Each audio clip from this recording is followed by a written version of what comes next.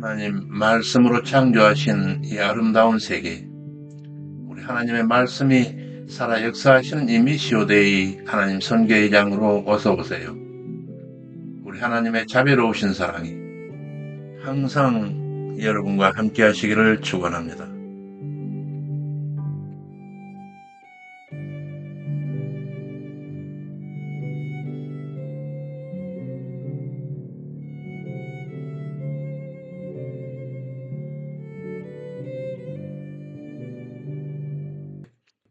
제 카페입니다.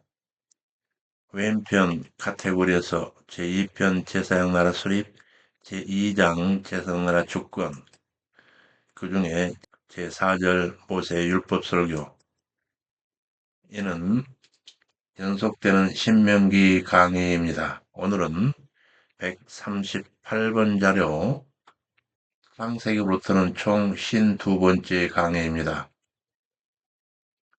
제 교재로서는 구약 상권 463에서 472쪽, 성경 본문으로는 신명기 12장 1절에서 16장 17절 내용이 되겠습니다. 지난 시간 우리는 신명기 전후반, 전반부, 후반부 총 34장 내용 중에서 전반부의 도입, 본론, 결론, 이 세 장면 중에 두 번째 장면, 본론부의 네 강의 중 두 번째 강의 여호와의 백성을 향한 삶의 대강령인 십계명에 대한 모세의 강론의 권위와 율법에 대한 백성들의 바른 자세, 그리고 여호와의 모든 규례와 법도들에 대한 준수 명령 등을 중심으로 모세의 설교를 들었고, 오늘은 이 장면, 이 본론부의 제 세 번째 강의, 그 약속의 땅에서의 일상생활 관련 율법들에 있어 신앙생활과 관련된 핵심 율법들에 대하여 계속되는 모세의 율법 강해 설교를 듣게 되겠습니다. 약속의 땅에서의 일상생활 관련 율법들, 지금부터 12장에서 26장까지 각 분야별 율법 조항들이 제시될 터인데, 말하자면 도덕법, 시민법, 의식법 등으로 이는 각기 내용상 일상 관련 생활법전이라 할 수 있습니다. 이를 살펴보면 이전 성경들, 곧 출애굽기, 레위기, 민수기의 내용에 대한 반복이거나 가나안 정복 이후에 새로운 상황에 적응하기 위하여 기본 규정을 일부 변경한 것도 있고, 전혀 새로이 신설된 규정도 있습니다.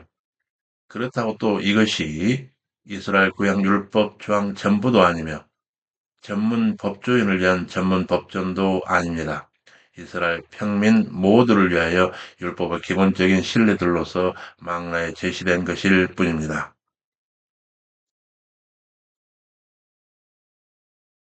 그러나 이 부분을 소위 신명기 법전이라 일컫기도 합니다. 또 다른 한편 이 부분 각 조항들의 규정 그 자체나 의미 분석도 중요하지만 각 조항들이 함께 모여 드러내고 있는 그 본질적 법정신의 파악이 더더욱 중요하다 할 수 있습니다.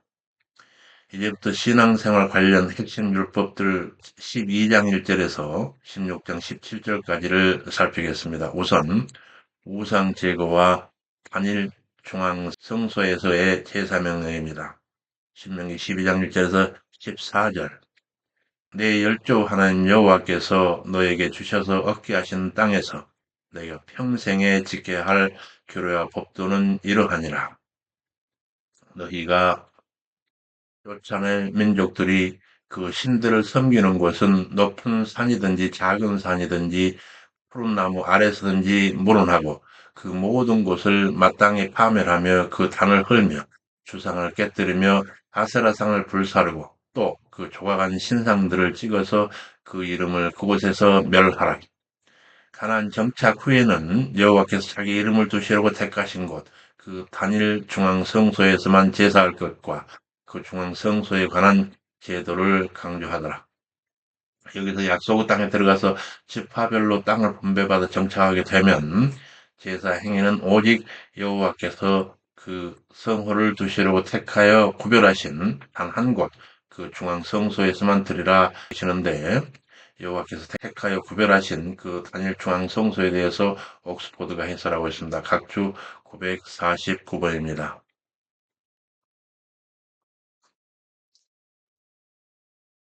단일중앙성소 이는 하나님의 이름이 있게 될 여호와 백성들의 성전인데 가나안 우상을 섬기는 산당과는 달리 사람이 선택한 장소가 아니라 주권자 하나님께서 자의로 선택하실 곳임을 시사하고 있습니다.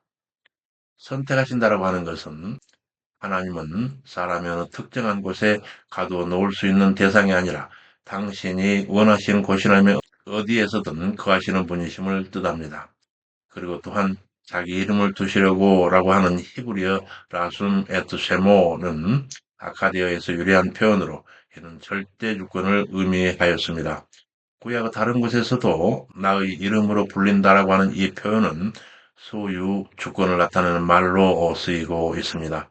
본문으로 돌아가서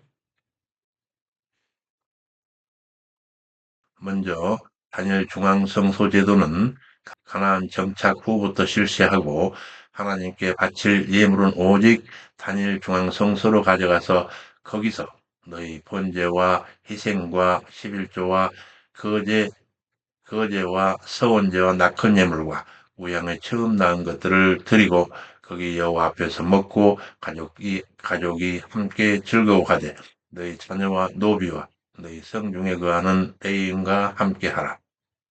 여기서 특별히 레위인에 대해서 말씀하고 계시는데 레위인들의 생계 유지는 오직 백성들의 11조에서 비롯되는 까닭에 각 지파에 파견되어서 그곳 백성들과 성에서 함께 거하게 되는 레위인들의 생계에 대하여 옥스포드가 해설하고 있습니다. 각주 950번입니다.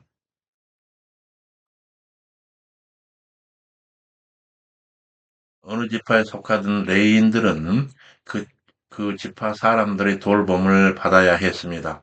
그렇다고 해서 각 지파 성읍 안에 거하는 레위인들이 그 성읍 사람들이 동정을 받아 살아간다라고 하는 의미는 결코 아닙니다. 민수기 18장 21절에 따르면 레위인들은 전적으로 이스라엘 백성들의 11조를 받아 살아가는 존재인데 레위인들이 이스라엘의 11조로 생계를 유지하는 것은 바로 하나님의 명령에 따른 것이므로 레위인들은 당당하게 하나님이 주시는 소산물로 살아갈 수가 있었습니다. 여기서 본문으로 돌아가서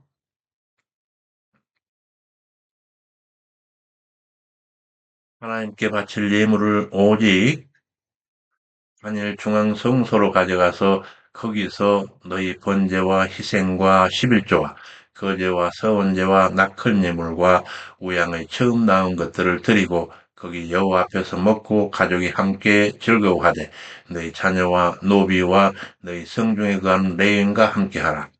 오늘날 여기서는 각기 소견대로 하였거니와 거기서는 하지 말라 하고 보이는 아무 곳에든지 번제를 드리지 말고 오직 한 지파 중에 여호와의 택하실 그곳에서 너는 번제를 드리고 또 내가 너에게 명하는 모든 것을 거기서 행할지니라 하니라.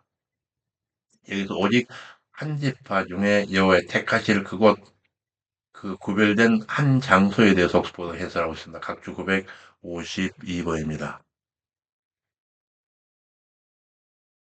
본문은 이스라엘 12지파 가운데 한 지파가 선택될 것이며 또한 그 지파의 땅 가운데 한 곳이 선택되어 하나님께 제사를 드려야 한다라고 하는 의미입니다. 후에 이스라엘에는 유일한 중앙 성전으로 예루살렘 성전이 세워집니다. 이곳은 12지파 가운데 유다 지파의 땅이었으며 하나님께서 성전을 세우기 위하여 선택하신 곳입니다. 본문에 이러한 사실이 구체적으로 기록되어 있지는 않지만 하나님의 작전 가운데는 이미 이 장소가 예비되어 있었음을 시사하고 있습니다. 한편 우리 그리스도인들에게도 하나님 임재를 보이는 유일한 중앙 성소가 있습니다. 그것은 바로 그리스도이십니다. 따라서 그리스도를 발견하고 그 안에서 예배하는 자는 하나님께서 받으시지만 그리스도 밖에서 하나님께 예배드리려 하는 자는 오히려 이방신을 섬기는 것과 다를 것이 없습니다. 이처럼 신약 시대에는 하나님의 유일한 성전이 바로 예수 그리스도로 대체되었기 때문에 우리들은 오직 예수 그리스도 안에서만 그리고 그를 통해서만 하나님께 예배를 드릴 수가 있고 나아갈 수가 있습니다. 따라서 예수 그리스도를 통하지 않고 하나님께 나아가려는 자들은 모두 영적으로 도적의 강도에 지나지 않습니다. 본문으로 와서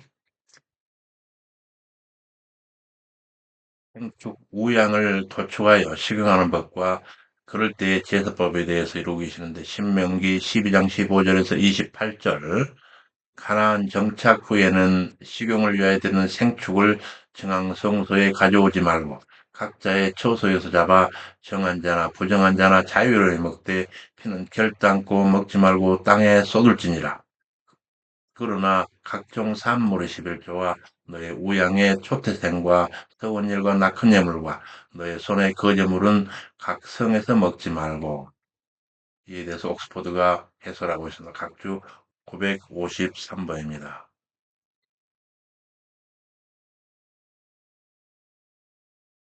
본절에 열거되어 나오는 예물들의 항목들은 모두 하나님께 드려지는 것들이었기 때문에 사람이 그것을 자기 거하는 장소에서 먹을 권한이 없다라고 하고 있는 것입니다. 식용을 위하여 잡은 짐승을 먹는 것과 같이 자기 장소에서 할 수 있는 일이 있는가 하면 예물을 드리는 일처럼 반드시 하나님의 성소를 먼저 찾아야 하는 일이 있었습니다. 이를 보건대 하나님의 백성에겐 개인적인 생활도 있지만 또한 하나님의 법도에 따라 반드시 공동체로 모여야 하는 데도 있는 것입니다. 따라서 본문은 오늘날 하나님의 공동체인 교회를 등지고 자기 처소, 자기 처소에서 자기 기준에 따라 하나님을 섬기려고 하는 자들을 경계하는 말씀입니다. 본문으로 돌아가서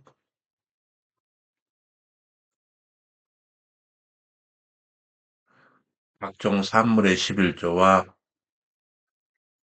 너의 우양의 초태생과 서온 예물과 낙헌 예물과 너의 손의 거제물은 각 성에서 먹지 말고 오직 여호와께 택하신 곳에서만 먹되 자녀와 노비와 성종에 관 레인과 함께하며 즐거워하라 하더라. 이를 다시 한 번 더 강조하여 이르되 그중에 특히 성물과 소음물을 하나님께 택하신 곳으로 가져가서 번제를 드릴 때는 고기와 피를 여호와 단에 드리고 화목제를 드릴 때는 그 피를 탄 위에 붓고 그 고기는 먹으라. 내가 너에게 명한 이 모든 말을 너는 듣고 지키라. 너희 하나님 여호와의 목전에 선과 의를 행하면 너와 너희 후손에게 영영이 복이 있으리라 하니라. 하나님께서 구약의 선진들에게 명령하시는 그 옛날 그 정교한 예배의 모습들이 오늘날 그리스도의 희생으로 드리는 우리의 무의식 중에 드리는 그 예배에 있어 흠칫 가책을 느끼게 하는 경우가 아주 많습니다. 참으로 오늘날 나의 예배 행위가 외식이 아니라 진정으로 드리는 신성한 예배이기를 간절히 소망합니다. 특별히 우상 숭배의 금지와 율법의 가감을 엄히 금하고 계시는데 신명기 12장 29에 32절 가나안 정착 후에 가나안 족속들이 풍습을 쫓아 빠질 올무를 경계하되 특히 가나안 신들을 탐구하지 말 것은 가나안 족속들이 그 신들을 섬겼던 것처럼 여호와께 행해서는 안 될 일로 그들은 여호와께서 가증히 여기시는 일을 그 신들에게 행했는데 그 예로서 인신제사를 적시하더라. 가나안 신들에 대한 연구와 그들의 인신제사에 대해 옥스퍼드 해설하고 있습니다. 각주 954에서 955번. 먼저 가나안의 우상 숭배에 관하여 각주 154번. 본절은 우상 숭배의 죄악을 혼합주의적인 태도와 연관지어 다루고 있습니다. 즉 이는 다른 이방신을 섬기는 방법을 여호와 하나님의 예식에서도 적용하려고 하는 태도입니다. 오늘날 성도들도 자신에게 과연 이러한 태도는 없는지 스스로 자문해 보아야 할 일입니다. 예를 들어 다른 이방 종교를 따르는 자들, 자기들이 신들에게 맹목적으로 복을 빌며 건강과 풍요를 기원하는 것과 마찬가지로 성도 하나님에 대한 바른 약속과 지식 없이 맹목적으로 복을 구하며 눈에 보이는 복을 추구하기만 하는 태도는 잘못된 혼합주의적인 죄악을 범하는 셈이 되는 것입니다. 다음 각주에서 인신제사라고 하는 그러한 이방 종교 의식은 BC 2000년경 초부터 가나안에 알려졌으며 진노한 신을 달래며 축복해달라고 하는 의미로 자기 아들과 딸들을 불살라 제사하는 의식이었습니다. 후에 이런 이방 종교의식이 남왕국 유다 아하스와 므낫세부터 만연합니다. 요시아가 없애긴 하지만 바벨론 포로기 전에 다시 나타납니다.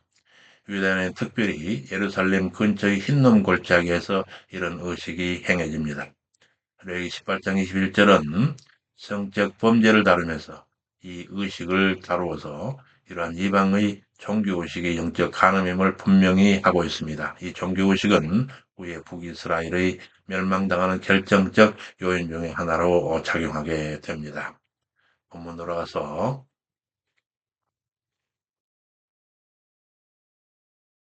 여호와께서 가정에 여기시는 일을 그 신들에게 행했는데 그 예로 인신제사를 적시하더라. 이어 이르되 모세가 그들에게 명한 모든 규례를 가감하지 말고 온전히 지켜 행하라 명하니라. 특히 하나님 말씀에 대해서 가감한 행위에 대해서 옥스퍼드가 해설하고 있습니다. 그 해설을 듣겠습니다. 각주 956번입니다.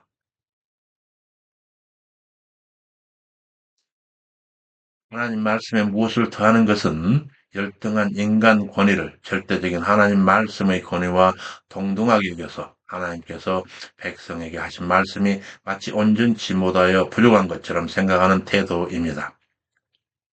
또 그 말씀에서 무엇을 빼내는 것은 인간의 열등한 의지에 말씀을 끼워 맞추려고 하는 행동과 같으며 하나님께서 불필요하고 부정확한 말씀을 하신 것처럼 생각하는 태도입니다. 예수님 당시 바리새인들이 바로 이와 같이 하나님 말씀을 가감하여 말씀을 편개하는 죄를 범했던 것입니다.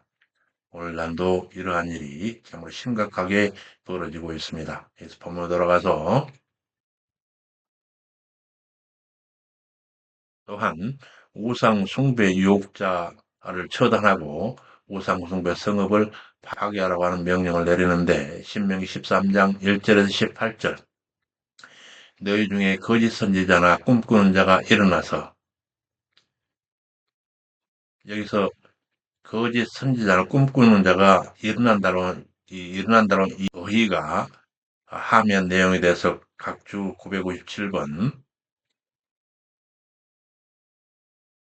여기서 일어나서라고 하는 히브리어 약품은 일어나라고 하는 히브리어 일어나다라고 하는 히브리어 쿰의 미완료형 능동형으로 이 선지자가 어떠한 자인지를 보여주고 있습니다. 이는 스스로 자기 의지로 일어나 사람들 앞에 나타나는 것을 나타내고 있습니다. 그러므로 본문에서 말하는 선지자들은 거짓 선지자들이며 그들은 여호와의 입에서 나온 것을 선포하는 자들이 아니라 자기 마음에서 나오는 것을 방자히 말하는 패역한 자들인 것입니다. 이렇게 스스로 일어난 자들에 대해서 예수님께서는 거짓 선지자로 규정하시면서 주의할 것을 경고하셨습니다. 그리고 요한일서 4장 1절에서는 이들이 단순한 자기 의지가 아니라 어떤 다른 영들의 사로잡혀 말하는 자들임을 말해주고 있습니다. 여러분, 하나님의 백성이 하나님의 뜻을 알기 위해서는 성령의 조명이 절대적으로 필요함을 알 수 있습니다. 이르시되 오직 하나님이 성령으로 이것을 우리에게 보이셨으니 성령은 모든 것, 곧 하나님의 깊은 것이라도 통달하시느니라. 고린도전서 2장 10절에서 사도 바울 선생님께서 이르고 계십니다. 이적을 보이며 우상 숭배로 유혹하거든 물리치라 하고 그러한 유혹은 하나님에 대한 사랑 여부를 확인하시려는 시험으로 알고 경계하라 하면서 오직 여호와만 경외하고 순종으로 섬기며 유혹한 거짓 선지자와 꿈꾸는 자는 처단하여 이스라엘 중에서 악을 제하라 명하더라. 더 나아가 그들이 가족이나 친구 중 하나일지라도 쫓지 말고 그 유혹한 자를 긍휼히 여겨 숨기지 말고 가차없이 죽이되 곧 가족이나 친구가 먼저 손을 대고 그 후에 백성들이 그에게 손을 대라 하여 이렇듯 유혹한 자를 엄단하면 이스라엘이 두려워하여 다시는 그런 범죄를 범치 아니하리라 하더라. 여기서 유혹한 자, 곧 거짓 선지자 꿈꾸는 자에 대한 이와 같은 두려운 처단 명령에 대해서 옥스퍼드 해설하고 있습니다. 각주 958에서 959번입니다. 이처럼 가족 중 한 사람이 그에게 먼저 돌을 던지게 하면 그가 그 사람의 가까운 사람이어서가 아니라 우상 숭배자에게 가장 먼저 유혹을 당한 사람인 까닭에 그가 그 유혹에 대한 첫 번째 증인이 되기 때문에 그렇습니다. 그리고 율법은 어떤 죄악을 심판할 때 두세 사람의 증인이 있어야 하는데 본문에서는 너라고 하는 단수 인칭 대명사가 사용되어서 단 한 사람의 증언만에서도 된다라고 하는 뉘앙스를 함의하고 있습니다. 이는 하나님의 백성을 유혹해서 하나님의 율법으로부터 떠나게 하는 것이 일반 형법의 정연에 대한 규례를 훨씬 뛰어넘는 너무나 크나큰 죄악임을 새삼 깨닫게 하는 말씀입니다. 그 대가는 오직 죽음인데 그에 대해서 다음 각주로 넘어가서 959번 인간은 육신의 죽음에 대해 가장 큰 본능적 두려움을 가지고 있습니다. 많은 사람이 살아있을 때는 하나님을 두려워하지 않고 자기 중심적이고 자신만만한 삶을 살다가도 막상 죽음에 닥칠 때는 주체할 수 없는 두려움에 빠지게 됩니다. 그런 하나님 백성은 이 같은 두려움을 지닐 필요가 없습니다. 예수 그리스도의 보혈로 인해 이미 영생을 얻은 성도는 다만 생명의 주관자이신 하나님을 두려움으로 섬겨야 하는 것입니다. 곧 불신자들이 지닌 그런 본능적 두려움이 아니라 참된 두려움의 대상인 하나님을 두려워하며 살아야 하는 것입니다. 이것이 여호와 경외입니다. 예수 본문 돌아가서 또 한편 한 성읍 전체가 우상 숭배에 빠졌다라고 하는 소문이 들리면 먼저 진위를 파악하되 사실이면 그 성읍 거민과 그에 속한 모든 것을 남김없이 진멸하고 탈취물들도 그 성읍과 함께 천부 불살라 여호와께 드리되 그 성읍은 영영이 다시 건축됨이 없으리라. 이와 같이 우상 숭배의 범위가 공동체 단위로 번진 경우에 그때의 혹독한 책벌 명령에 대하여 옥스퍼드가 해설하고 있습니다. 주 960에서 961번입니다.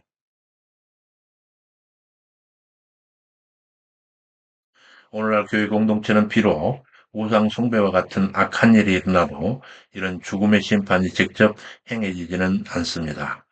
그렇다 해서 거룩한 교회 공동체를 더럽게 하는 죄악을 가볍게 여기거나 범해서는 안 됩니다. 교회는 예수 그리스도를 머리로 하여 하나로 연결된 유기체이므로 어느 한 사람의 악을 공동체가 묵과하면 그 악은 흡사 누룩처럼 퍼져나가 결국 그 교회 공동체 전체가 언젠가는 하나님의 심판을 받게 되는 것입니다. 여기 본문의 당시 우리가 지금 살피고 있는 이 본문의 그 당시 우상 숭배한 성읍들에 대해서는 다음 각주에서 우상 숭배한 성이 무너져 무더기가 된 옛 성읍터에 다시 재건하여 그곳 옛 모습을 회복하지 말라고는 의미가 함축되어 있습니다. 이처럼 우상 숭배자와 우상 숭배를 허용한 성읍들에 대한 하나님의 진노는 큰 것이었습니다. 한편 여호와 하나님의 이런 금지 명령이 여리고성 함락 직후에도 바라졌는데 아합이 이스라엘을 통치하던 시대에 베들 사람 히엘이라고 하는 자가 이 명령을 무시하고 여리고성을 재건하다가 아들 둘을 잃는 저주를 당하는 일이 있게 됩니다. 이 말씀을 지키면 여호와께서 진노를 그치시고 자비를 더하사 열조에게 명하신 대로 번성케 되는 복을 내리시리라.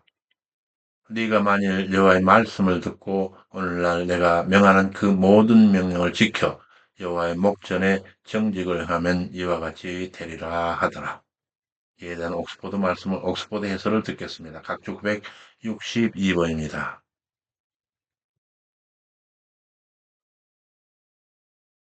본문이 시사하는 바는 실천의 의지를 마음에 품고 하나님 말씀에 청종해야 한다고 하는 것입니다. 결코 하나님의 백성에게 있어서 하나님 말씀을 듣는 것과 실천하는 것이 구별될 수 없습니다. 하나님 말씀을 들을 때 그것을 실천하고자 하는 의지를 품지 않으면 듣는 즉시 마음에서 그 말씀은 떠나버리며 사단은 그러한 자의 마음을 미혹하여 우상 숭배로 몰아갑니다. 여러분건대 앞절에서 약속된 하나님의 복은 우리의 행위에 비례하는 복이 아니라 우리 의지의 결단에 따라 내려지는 은혜의 복임을 알 수 있습니다. 우리의 행함이 비록 부족하여도 하나님 말씀을 지키려는 굳은 의지를 가지고 하나님 말씀을 청종하는 자는 하나님 말씀이 약속하는 바를 누리는 복을 체험하게 되는 것입니다. 그래서 본문 넘어가서 신명기 14장 1에서 21절 하나님 여호와의 성민이니 이방인의 애도 풍습을 배격하고 하나님의 성민답게 음식물을 취함에 있어서도 가증한 것을 피하고 청한 것을 취하라고 하는 레위기 11장에 대하여 설교하는데 그 말미에 너희는 너희 하나님 여호와의 성민이라 무릇 스스로 죽은 것은 먹지 말 것이니 그것을 성중에 우가는 갱에게 주어 먹게 하거나 이방인에게 팔아도 가하니라. 이에 대해서 옥스퍼드 해설하고 있습니다. 각주 963번입니다. 본문의 이 명령은 시장에서 상거래 등의 목적을 위하여 이스라엘 사람들 가운데 머물고 있는 이방의 객에게는 스스로 죽은 짐승의 사체를 주어도 상관이 없다라고 하는 것입니다. 이처럼 본문에 등장하는 객은 상업적인 목적으로 머물고 있는 자로서 비록 이스라엘 백성들과 더불어 생활하지만 할례는 받지 않은 자들이므로 이스라엘 백성들과는 구별될 수밖에 없었습니다. 또한 객뿐만 아니라 본문에서 이방인에게도 죽은 심성의 사체를 마음대로 팔 수가 있었습니다. 그렇다면 왜 레위기와 신명기는 유사한 규례를 다루면서 이방인에 대한 적용을 다르게 하고 있는가?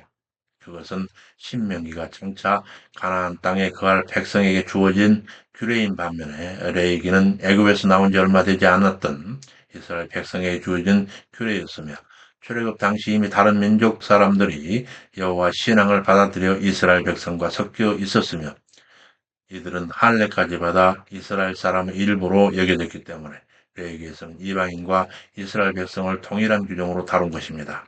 뿐만 아니라 애굽을 탈출한 이스라엘 백성들은 가나안의 이방 문화에 아직 오염될 상황이 아니었기 때문에 그들과 이방인을 차별을 다룰 필요조차 없었습니다. 그러나 신명기 본규례를 선포할 때는 모세는 이스라엘 백성들이 지금까지와는 달리 이제 곧 가나안에 들어가서 여호와 신앙을 갖지 않은 가나안 사람들과 접촉하게 될 것이며 그들이 이방 문화와 정면으로 충돌하면서 거룩한 백성의 모습을 지켜가야 한다는 사실을 염두에 두었기 때문에 이방인과의 철저한 분리 명령이 불가피했던 것입니다. 예수 본문 돌아가서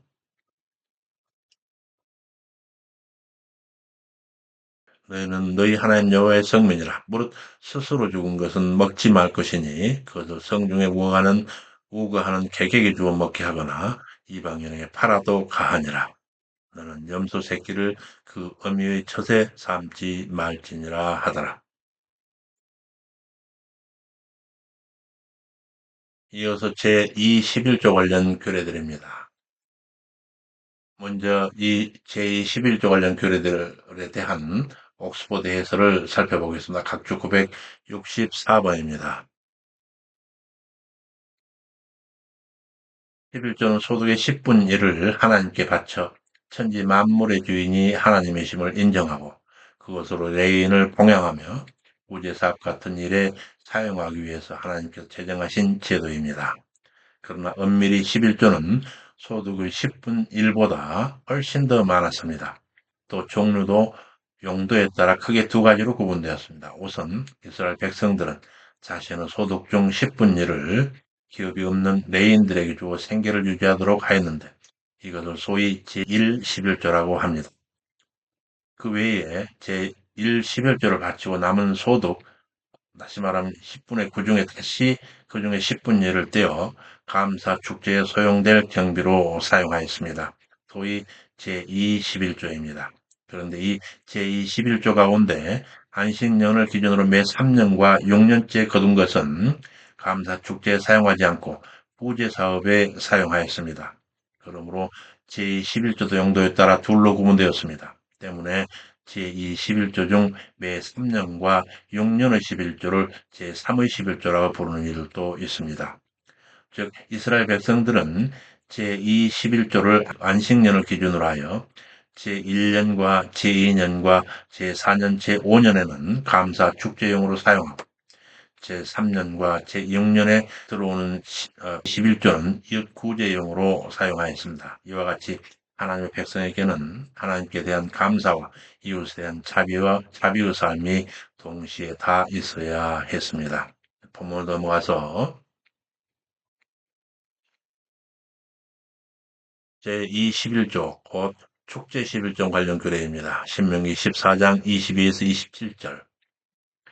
매년의 토지 소산의 11조를 여호와께 드리되 여호와의 택하신 중앙 성소에 자신이 바칠 농산물과 가축의 11조를 가져가 먹으므로 여호와 경외하기를 항상 배워야 하느니라. 중앙 성소가 너무 멀면 재물을 현금으로 바꾸어 가지고 가서 성소 근처에서 필요한 재물을 사 드려야 하느니라. 이 감사 제물은 여호와 앞에서 자신의 권속들과 함께 먹고 즐거워해야 하고 재물을 나눠 먹을 때는 가나안 땅에서 기업이 없는 레위인 또한 저버리지 말라 합니다.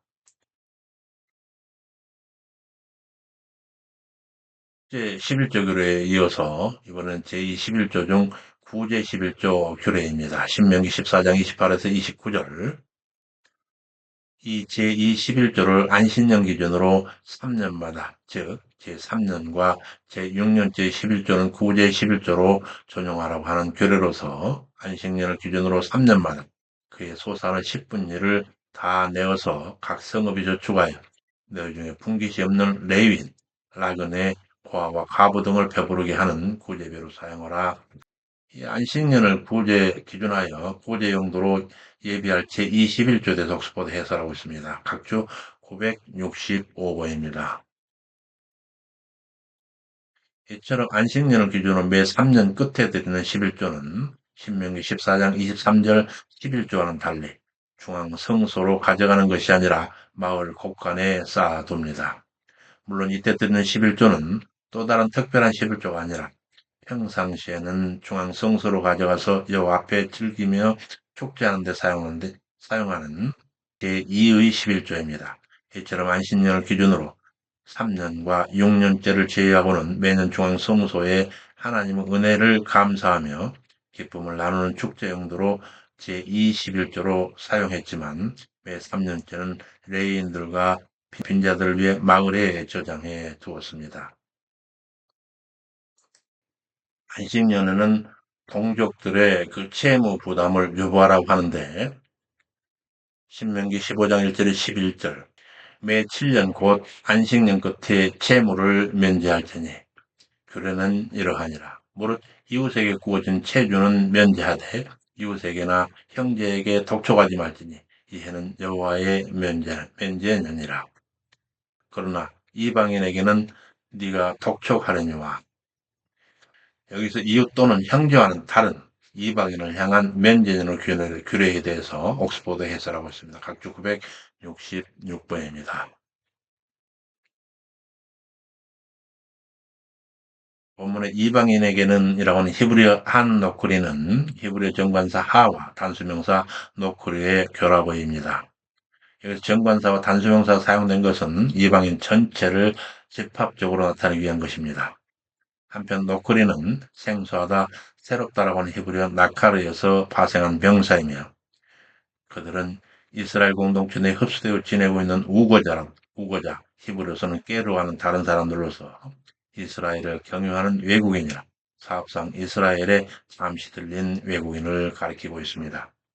안식년의 규례에는 이스라엘 내에서의 가난을 덜어주고 언약 공동체 내의 일원들 사이에 형제에 대한 자비를 베풀며 안식을 진정한 의미를 살려 지키라고 하는 취지에서 제정된 것이므로 공동체를 벗어난 곳에서는 적용될 수 없었습니다.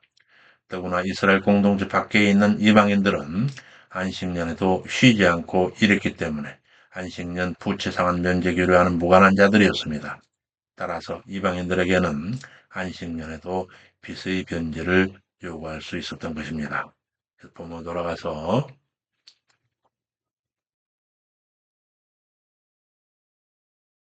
이방인에게는 네가 독촉하려니와 형제에게 꾸인 것은 면제 곧 일시유보하라. 네가 만일 여호와의 말씀만 듣고 내가 오늘날 명하는 명령을 다 지켜 행하면 여호와께서 너에게 유업으로 주신 땅에서 복을 얻으리니 가난한 자가 없으리라. 굳이 안식년이 아니라도 가나안 땅에서 동족인 가나안 자가 함께 거하거든 마음을 강팍히 하여 인색하지 말고 구제하되 넉넉히 그 쓸 것을 구워줄지며 면전에 가까웠다 구워줌에 인색하면 여호와께 죄를 얻을 것임이니라. 결코 아까워하지 말라. 가난한 자는 그치지 아니하리니 구제의 손길을 넉넉히 펴 복을 받을지니라. 그리고 7년째가 된 히브리 종에 대한 해방 규례입니다. 신명기 15장 12에서 18절. 동족인 종은 7년째에 해방하되 남녀 무론하고 주인을 섬긴 지 6년이 되었으면 7년째 되는 해에 주인은 그를 해방시켜야 할지니 그때 빈손으로 보내지 말고 여호와께서 자신에게 복을 주신 대로 종에게 충분한 재물 주어 보낼지니라. 종된 지 7년 된 자가 자유하기를 원치 않을 경우 송곳으로 그를 문에 대고 뚫고 그 귀 뚫린 종은 영영이 그의 종이 될 것이요. 여기서 문에 귀를 대고 뚫는 이 규례에 대해서 옥스포드 해설을 살피겠습니다. 각주 967번입니다. 여기서 귀는 순종을 상징하며 문은 주인의 집안을 상징합니다. 따라서 귀와 문을 동시에 뚫는 이 예식이 의미하는 바는 그 종이 주인에게 영원한 순종을 바친다는 것과 동시에 그 주인 집안의 영원한 일원이 된다라고 하는 뜻을 가지고 있습니다. 우리는 이러한 예식에서 하나님과 그리스도인의 참된 관계를 엿볼 수 있습니다. 하나님의 사랑을 입은 그리스도인들은 그 사랑을 인하여 하나님을 사랑하며 그분과 함께 영원히 있기를 소망하는 자라고 하는 점에서 귀를 문에 대고 쏜 것으로 두 개를 동시에 뚫은 자들임에 비유될 수가 있습니다. 곧 그들은 귀를 하나님 나라의 문에 대고 뚫음으로써 하나님께 대한 영원한 순종의 헌신을 결심함과 동시에 하나님 나라의 일원으로 영원히 속한 신분을 가진 자들이 되는 것입니다. 따라서 그리스도인들에게는 그 무엇보다도 지울 수 없는 순종의 표식과 영원한 하늘나라의 시민권이 있습니다. 결코 두 가지 중 하나만 있을 수는 없습니다. 송곳이 기와 문 두 가지를 동시에 뚫는 것이 상징함과 같이 순종의 헌신이 없으면서 하늘나라의 시민권이 있다고 한다든지 하늘나라의 시민인 것을 확신하지 못하면서 행함의 헌신만을 강조하는 것은 결국 두 가지를 모두 가지고 있지 않음을 드러내는 것과 다를 바 없는 것입니다. 여기서 본문 돌아가서 그 깃둘린 종은 영영이 그의 종이 될 것이요 여종도 통일하거니와 7년째 되는 해에 종을 해방하면 여호와께서 범사에 복을 주시리라.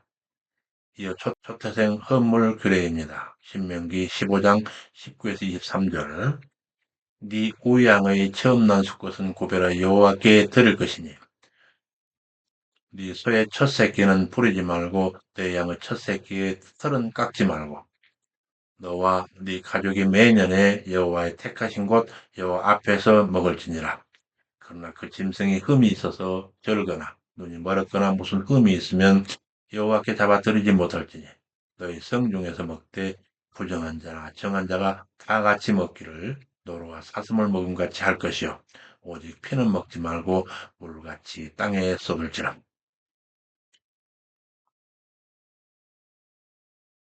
이에 연례 3대 절기에 관한 규례입니다. 신명기 16장 1절에 17절 내용 이스라엘의 모든 남자는 1년 3차 곧 유월절, 칠칠절, 초막절을 지키되 이스라엘이 그 3대 절기를 중앙 성소에 나와 절기를 지키되 빈손으로 나오지 말고 반드시 여호와께서 여호와께 주신 복을 따라서 그 힘대로 예물을 준비하여 드릴지니라. 이 3대 절기에 있어서 첫 번째 절기는 니산월, 아비월의 6월절 곧 무교절 규례입니다. 신명기 16장 1절에서 8절. 6월절 예식을 행하는 아비벌 곧 니산월에 여호와께서 밤에 애굽에서 인도하여 내셨습니다. 6월절 제사를 드리되 유교병을 그것과 아울러 먹지 말고 7일 동안은 무교병 곧 고난의 떡을 그것과 아울러 먹으라. 그 7일 동안에는 너의 사경에 누룩이 보이지 않게 할 것이요. 또 첫날 해질 때 제사를 드린 고기를 아침까지 두지 말고 오직 여호와께서 택하신 곳, 곧 중앙성소에서 애굽에서 나오던 시각 초저녁 해질 때 드리고 아침에 내 장막으로 돌아갈 것이니라. 6일 동안 무교병을 먹고 제7일에 성회로 모이고 노동하지 말라. 그 3대 절기에서 두 번째 절기 시완월의 칠칠절 곧 맥추절 또는 오순절에 대해 이르는데 신명기 16장 9절에서 12절 6월절 다음 날 무교절의 첫날 곧 곡식에 낫을 대는 첫날인 초실절 이길부터 추수를 시작해서 7주를 계수하여 여호와 앞에 칠칠절을 지키되 여호와께서 복을 주신 대로 자원하는 예물을 드리고 너와 너희 자녀와 노비와 너희 성중에 거하는 레위인과 너희 중에 있는 객과 고아와 과부가 함께 그 이름을 두시려고 택하신 중앙 성소에서 여호와 앞에 즐거워하라. 애굽에서의 종 시절을 기억하고 이 규례를 행하라.